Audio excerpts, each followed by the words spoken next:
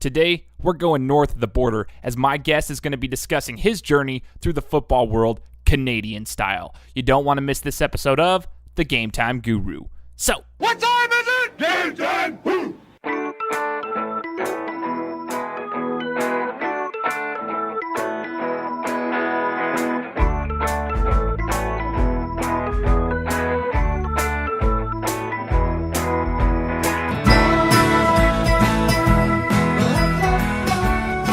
What's going on, everybody? Welcome out to another episode of the Game Time Guru podcast. You know me by now, Shane Larson. I'm your host, coming to you today. On the other side of the border, we're talking northern in Canada. We're going to be talking a little bit about Canadian football, and I've got a great guest on the show, Mr. Jacob Firlotte, joining me all the way from Canada. Jacob, thanks so much for joining me for the show this week. Thank you for having me, Shane. Yeah, not a problem at all. And basically, you know, everybody knows my show by now that's been listening for a while. I like to let people tell their story, their journeys through the sports world to deliver a panoramic view on sports. So I'm glad that we can actually, you know, get to the Canadian land and talk about this. I've had people on the podcast before. I've had a hockey player that plays in Denmark, but he was from Canada. But I've never had a Canadian football player on the show, and I'm jacked about this. So first off, Jacob, I want you to explain we want to discuss about the Canadian football system. So in the United States, we have the system of, you know, you go through the ranks like high school, you know, college, you get scholarship offers, or you work your way to it. And then if you're good enough, you go to the professional level. How does the Canadian football system work, Jacob? So it is very similar to the American football system. The only thing that would be different is that there is one level of university football in Canada. But there is, however, a junior football league, which is the same age range as university football. So it could be kind of compared to junior college in the way that they have their own leagues, championships, except the guys playing junior football, they aren't necessarily going to school, but some guys will play junior football for 2 years, boost their grades, and then jump into university football. But that is not always the case. There are some players who make the jump from junior football straight to the CFL. Man, okay, that's pretty cool then. So they can go straight from junior, if they're good enough, obviously go from junior to the professional level. Now, in the Canadian football system, then what's the requirement of how many years outside of, I guess, your high school? Like in the U.S., you have to be, I think, 2 or 3 years released from high school before you can even be eligible to be playing in the NFL. What's the rules for Canadian football? It's about the same. There isn't, I haven't heard it too specifically because football is such a different sport compared to basketball or soccer or something, where there is a heavy skill set needed for football, but the physical requirement is also needed because it is a contact sport. So a player coming out of high school isn't likely physically ready to play at the professional level in football compared to, say, Kobe in basketball. Right. No, I got you. Now, that's a really good point. Like, football is like, it's a different requirement that it takes, like, as far as, like, your physical maturity for the safety of your own well-being, I guess. So there's a couple years that, you know, typically you have to wait before you can make the professional level. But going into your story here, you played for Queens. Can you give us a little bit of explanation? One, for the listeners here, the majority of my listeners are in the United States. I want to, you know, talk about the logistics. Like, where is Queens located? And, you know, do you guys get scholarship offers to play football if you're good enough, obviously? And do you have, like, what we would call walk-ons that go there and earn their way to a possible scholarship, or just go there and pay their own tuition but get to play football as well? Like, how does it work, and where's Queens located? Yeah, so same thing. So first off, Queens is located 2.5 hours northeast of Toronto and about 1.5 hours southwest of Ottawa. It is right on the tip of Lake Ontario, so it's very windy, similar to places in Michigan or Chicago. So in the winter, extremely windy and icy. About 135,000 people or so. It is a primarily university town, so in the downtown area where the university is, it is dead outside of the school year. It used to be Canada's capital at one point. There's a lot of correctional systems in there, prisons, jails. But back to football, so there is scholarships and there is walk-ons, but in Canada they cannot give full scholarships like they do in the United States. So they can cover your tuition and maybe help out with some books here and there, but that's about it. And there are varying levels of scholarships. And then there are walk-ons who, like you mentioned before, pay their own stuff and play with the team that way. It's cool to see the comparisons between the Canadian level and then here in the United States. So you're in Queens, and you mentioned before there's only one division of university football there. In the United States, you obviously have Division I, Division II, Division III. Then you have the NAIA and all sorts of divisions. Then you got JUCOs and all sorts of stuff. But they got one division. How many universities are in this one division off the top of your head? Do you have an idea? So there is 6 teams in the Western Conference, which covers from BC to Manitoba. And then 12 in the Ontario Conference, 8 in the Quebec Conference, and then 4 in the Maritime Conference. So That's Quebec 30, has usually 30 been teams. this, yeah. So Quebec has usually been the stronger team or the stronger conference in the country, largely due to their players coming in at an older age. So in Quebec, they have a school system called CEGEP. So students will graduate high school in grade 11 and then do CEGEP, which is kind of in between university and high school. They'll do that for a couple of years, build upon, whatever degrees they're going to get in university, and then they'll come to the university level at age 20 or 21 as opposed to 18. So by the time these guys are in their 4th and 5th year in Quebec, they'll be 24, 25 years old compared to myself, who's I'm 21 and I finished my 4th year of university football. So that's quite the age difference. There is also some funding differences. I don't know too much about that, public versus private. I don't think it makes too much of a difference because, you still got to put the work in yourself.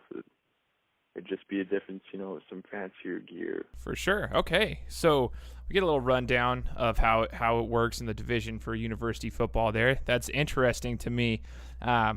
Now, with you, I want to kind of backtrack just a little bit because the majority of people, when they hear about Canada, they're going to hear about hockey first off. And then, you hear about a lot of the Canadian basketball players that have been coming into the, National Basketball Association. Obviously, the Toronto Raptors have a pretty solid organization, just can't get past the Cavs. Anyways, basketball's a pretty huge presence there. Hockey's a huge presence there. But you don't really, you know that the CFL exists, and a lot of people down here, they know that, but they don't really think of Canada as, a football state. A football country, my bad. Football country. How did you get introduced to football, and was that your true passion growing up, or did you play any other sports as well? Yeah, I played multiple sports growing up, but so I grew up in BC, so BC is a little bit different than the other provinces. It's kind of called like the California of Canada, but football, especially American football, is incredibly popular in BC, and it seems more so than the other provinces. So I would say maybe not as big as Texas, but for those involved, like there was a heavy football culture, not only throughout school, but also after you graduate. Say there's touch football leagues where I've got to play in after like my first year of university, and I'm playing with guys 34 years old, who've already played university football. But backtrack a little bit. So my older brother, He's 10 years older than me. He played football first in the family. So I'm the youngest of 4 siblings. So I have 3 older half-siblings, older brother, 10 years older, older sister, 7 years older, another older sister, 4 years older. So I started playing flag football at 8 years old, and then tackle football at 9, and then from there it's always been football. I did play other sports during that time, basketball, track, some biking here and there.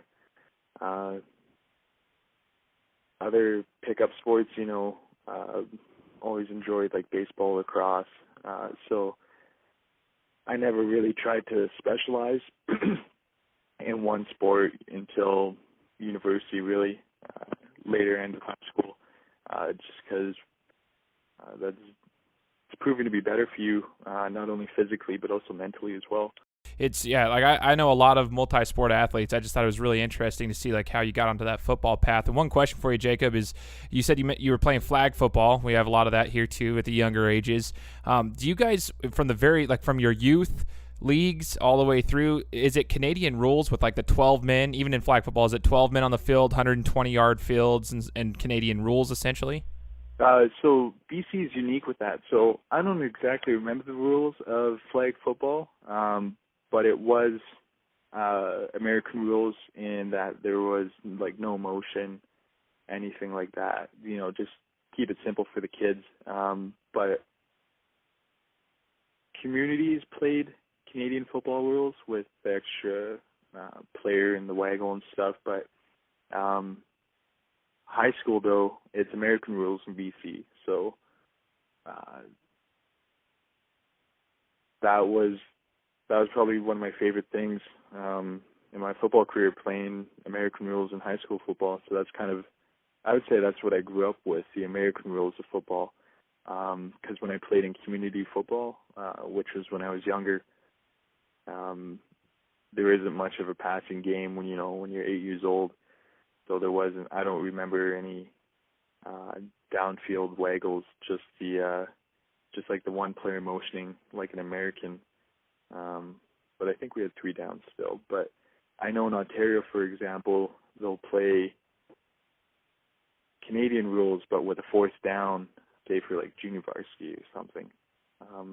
But usually grades, or everywhere else in the country, grades 11 and 12 are for sure Canadian rules. University, junior football, that's all Canadian rules. While you're educating me, you're educating the listeners, and that's what we want here. So it's very interesting how they kind of, it's different around the country. Now, was that difficult for you to transition to university, though? Like when you came to Queens and you started playing, and you mentioned to me before we started recording that you're a defensive back. Is it more difficult trying to get used to the Canadian rules as a defensive back when you're used to the American rules when you were playing in high school? 100%. It did take some time to adjust. Not as much as I thought it would take, though, but it was still it's an entirely different passing game. Plays take so much longer to develop. There's so much that you got to be mindful of. But as I've gone to play more, I've come to love the Canadian passing game as much as I love the American rules. But yeah, the Canadian passing game with all the motions, it's an entirely different game. Like my friend and I were talking the other day.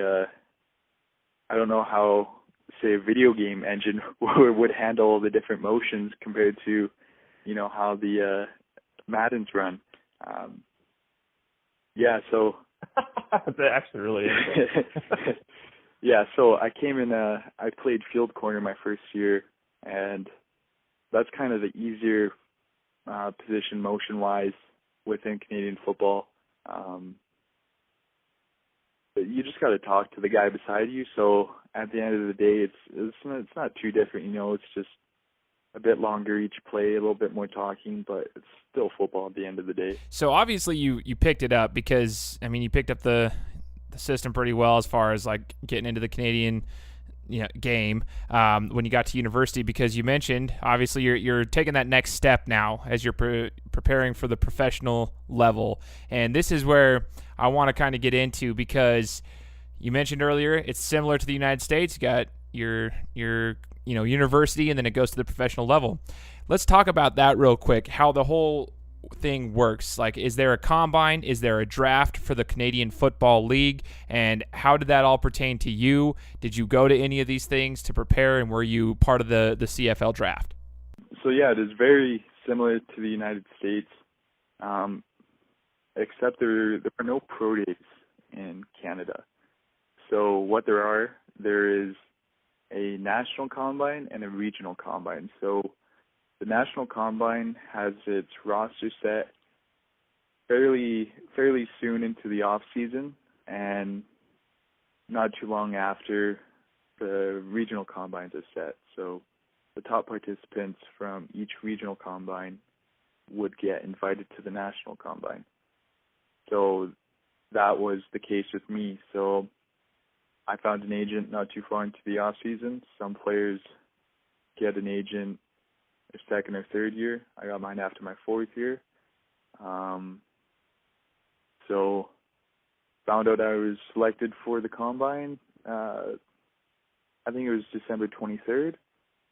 So trained for then, and then combine came. So one of the differences between the CFL combine and the NFL combine is that there's live action in the Canadian Football Combine. So we actually have 101s, and we also have special teams drills. So with, actual blocking pads, there's no tackling of ball carriers, but there's still special teams drills and 101s, which you don't have in the States. Interesting. You mentioned they wear pads, right? Like, so you're doing your drills in pads, essentially? Yeah, so there's still the regular testing that the NFL does, 480, 5-10-5, vertical, etc., without pads. And then all the on-field stuff, so you see the American players do their on-field stuff without pads. So we'll do same drills pretty much with pads, and then from there move into the one-on-one. Interesting. And do the quarterbacks throw with pads and a helmet?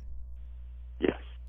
Okay, I didn't know that, and I've been a huge advocate of this my entire life. I always get frustrated with the way that the NFL does their combine, because I think it's pointless to have these guys doing drills without pads on, especially the quarterbacks throwing, because as you know, and anybody who's played football, it's a completely different game when you're throwing with shoulder pads and a helmet on. You don't have the same range of motion, this and that.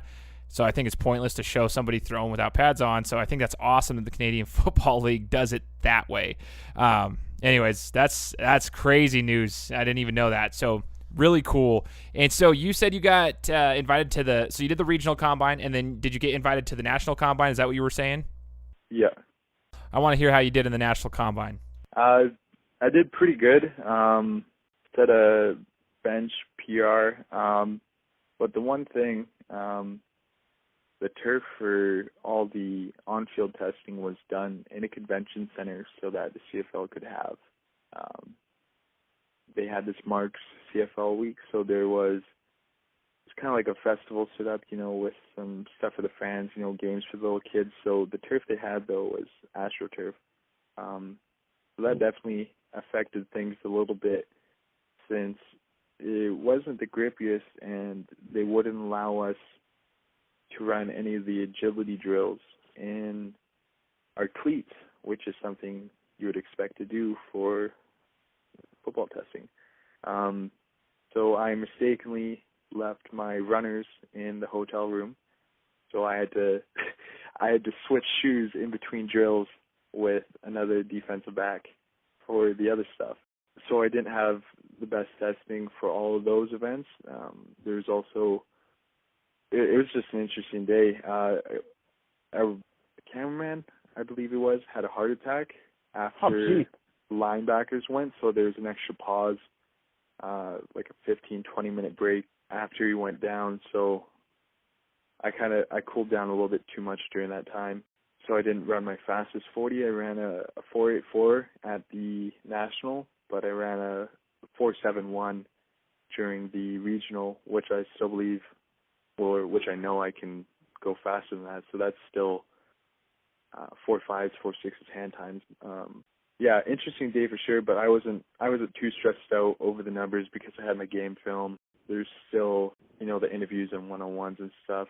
I'd say I had a pretty good day of one-on-ones, not as well as I'd like. Football's a game of inches, so there's a few plays. Made some plays.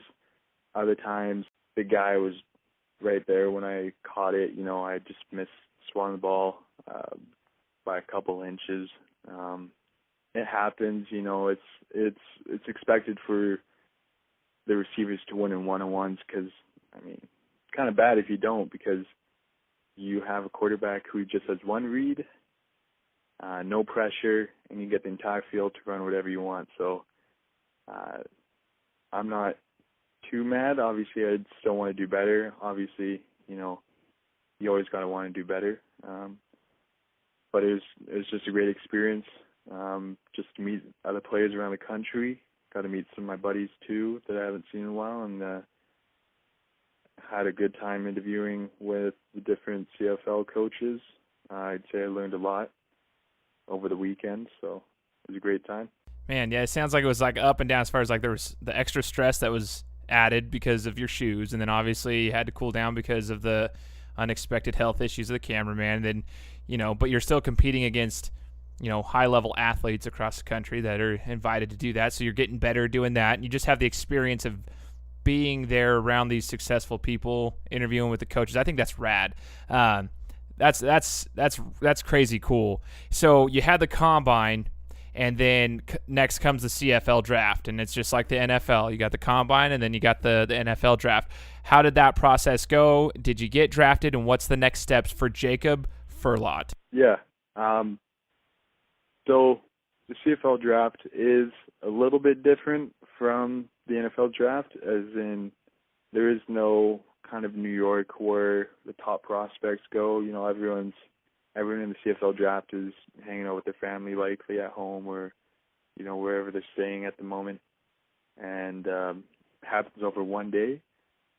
So there are 8 rounds of picks with 9 picks in each round. Overall, though, there was 69 picks because there's a couple picks that were forfeited by teams because they got picks in the supplemental draft a couple years ago. I got picked up in the 7th round. Not as high as I'd like, but foot still in the door. I'd just use it as motivation, but not let it get to me. So it's kind of funny, actually. So my high school quarterback came out to my grandparents, and my brother was there as well. And things were taking a while, to happen. So I was expecting the phone call. I was just getting antsy from being inside for a couple hours. So it's like, hey, let's go outside, throw the ball. Throwing the ball for a little bit longer than I was expecting. I was like, holy! I peeked through the screen of the window, and I was like, what round is it? 7th. And then I went to go walk inside then. And then as soon as I walked in, closed the door, my name was called. And then so I was picked up by the Winnipeg Blue Bombers, 7th round. I'll be heading to their camp this coming week, so things are happening pretty quick. Moving in, training camp for a couple weeks, and then first exhibition games following that, and then into the 18-week season, and then playoffs from there. Man, are you just excited or what? Like, this is like a chance to play professional football at a high level. Like, Canadian football is not a low level. Canadian Football League is a high level, and you get a chance to do that. That's what some people like dream of. And you, whether it be the 7th round, 1st round, whatever, you got drafted, you're going to play. Are you stoked? Like, heck yeah.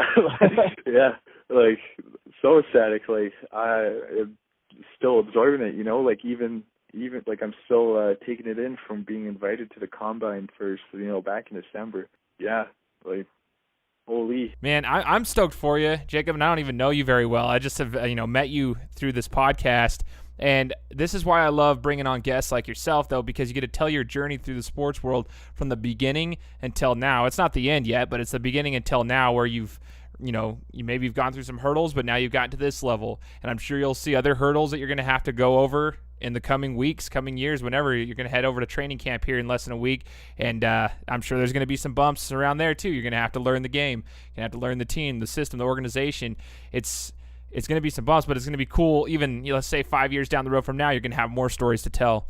And I'm jacked for you, man. And again, Jacob, I'm stoked that you were on the podcast, that you could educate our listeners here in the United States about the Canadian system, the Canadian football system, and your journey. Now, do you ever, there's two questions I wanted to ask you before I end the podcast. And one of those was regarding the ambition for Canadian football players, because the talk of money comes up quite a bit in professional sports, and it's pretty apparent that the Canadian Football League, it pays well for what it is, but it's not what the National Football League would be. Obviously, nothing pays essentially what the National Football League pays in regards to football. Do you ever have your sights on possibly making it to the NFL one day for a training camp, or are you set with the Canadian Football League and you enjoy that? I just want to know what your thoughts are as far as, do you ever want to go to the National Football League, or would you prefer to stay in Canada and play the game because that's where you're at? To make it to the NFL, that's the goal for not only myself, but I think a lot of players too. It's also been done by another player from my high school, actually, Bosego Lacombo.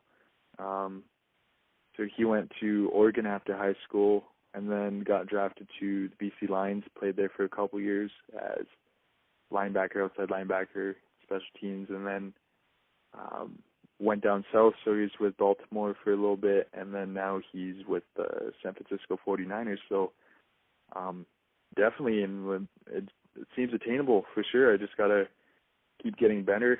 The biggest difference is, like you said, with the pay. If you look at it from just a geographical perspective, I don't think that's the right word, but there's 10, 11 times the amount of people in the States as there are in Canada. So if you look at things that way, the pay differences don't seem too outlandish to me. There's just a little bit more hype with the States in regards to football, but hype's just hype sometimes. It's just extra talk. So just gotta do well. Keep getting better, keep balling out. Definitely have the size to play down south for sure. I mean, obviously not that skill over size any day, but that's the goal. Heck yeah, man, dude. I was just wondering, man, and I didn't know how it was for you guys that are born and bred there, and that's. I mean, if you're good at it, I was thinking, like, why not? If you could make a living doing it at an even higher level than it is right now, it'd be awesome. So that's cool, man. I'm going to be rooting for you. And one of the last questions, I had been speaking to a coworker today, actually, because I told him I was going to be doing this podcast, and we were talking about one of the rules in Canadian football, so I thought I'd take this opportunity to have you explain this to us. We were watching a game, and there's a kicking rule. It was a weird, funky kick where, like, I can't remember. It might have been Winnipeg, actually. I don't even know who was playing, but it was like they were kicking a field goal. He missed. It goes into the end zone. The other team grabs it, kicks it real quick. Then the team that originally kicked it kicks it back, and it was just a free-for-all. All of a sudden, it's a touchdown. We're like, what? How did that happen? So can you explain the kicking rule so we can get that cleared up, please? Yeah, I forget exactly what it's called. So not only is there that, there's also a rouge where a team gets a point if they kick it out of the end zone, if it's a missed field goal. I don't know exactly about the rouge too much, but back to your point, that's part of the CFL game that makes it fun. I actually haven't had that happen in any games I've played, but we go through it every walkthrough right before game day. We practice those exact situations. So if it usually happens at the end of the half or the end of the game. So if a team kicks and they miss, you can either take a knee in the end zone and give up a couple points, or you can kick the ball out. So in kicking the ball out, hopefully the clock will run out of time. So by the time it either gets out of bounds, the game will be over, or they'll kick the ball deep back to the other team further away from where they were before. And then that team who originally kicked it gets it back. They can either try and run it in or kick it back, which is what happened. And then when they kick it back, they could jump on the kick like a onside kick and score like that, which is what I believe what you described. Or it could go back and forth a few more times.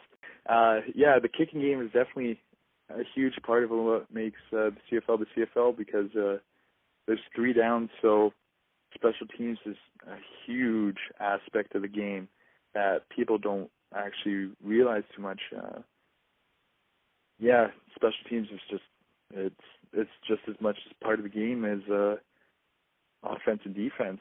You know, you have a good long snapper, good kicker to be a good team. So for sure, man. Well, I appreciate you breaking it down for me, man, because I honestly didn't even know about that rule, and then my buddy shows me the YouTube video of it, and I was like, okay, I got to ask this today because we were so confused. I mean, I usually can pick up sports pretty fast. I've been playing my whole entire life, football, basketball, boxing, everything, you know, but I can't, I couldn't figure that one out for the life of me. So I appreciate you breaking it down. And Jacob, man, I wish you the best of luck as you're going forward in the next week. I wish you safe travels. Hope the best for you, man. Keep working hard. I'll be rooting for you. Now I have someone to root for in the Canadian Football League, so that's what's awesome for me is I get to meet new people on this podcast, and I'm definitely rooting for you. I'll keep my eye out for you. We'll be rooting for you here in Idaho in the United States here down south, man. So we're going to be rooting for you, and I appreciate you joining the show, man. Thank you for having me. Pleasure meeting you as well. Glad you learned more about the CFL, and I'm glad to have taught about it. So, thank you for everything. Thanks for the support. I'll be following you as well. All right, I appreciate it, man. And for all the listeners out there, hope you enjoyed the interview. And you know the drill. Go follow me on iTunes. You can find the podcast there, and subscribe so you can get every one of our episodes. And we'll talk to you next week. Guys, thanks so much for listening to another episode of my show. Now, if you could go and do me a favor, head over to iTunes, give me 5 stars, and leave me a review. It would be greatly appreciated. Thanks, guys. Appreciate your support.